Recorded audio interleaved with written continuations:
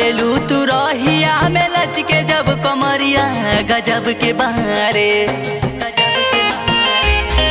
चलेलू तू रहिया में लचके जब कमरिया गजब के बारे, गजब के बारे।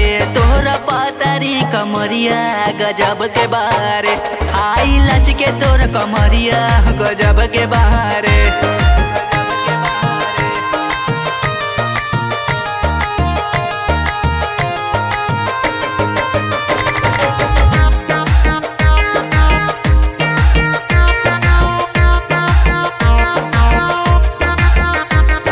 मारी के तू मुसुकी होले हिले बुझान हो, अटकल रहे है ही दिलवे में परान हो। मारी के तू मुसुकी होले हिले बुझान हो, अटकल रहे है ही दिलवे में परान हो। लौके लेना सोना चांदी आँखी के पुतरिया गजब के बारे, गजब के बारे। तोरा काज उमरिया गजब के बारे, तोरा पातरी कमरिया गजब के बारे, हाई लच के तोर कमरिया गजब के बारे।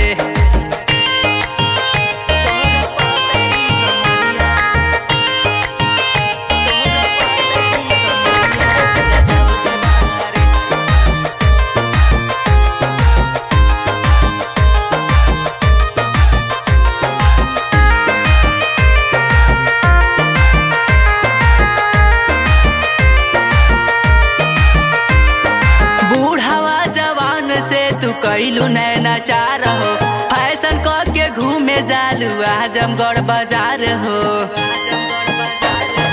बूढ़ावा जवान से तू कैलू नैना चार हो, फैशन के घूमे जालू आजमगढ़ बाजार हो।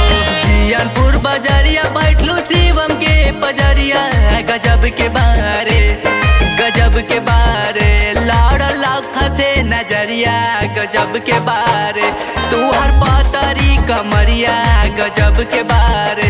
तो हर काचे उमरिया गजब के बारे, हाई लच के तोर कमरिया गजब के बारे।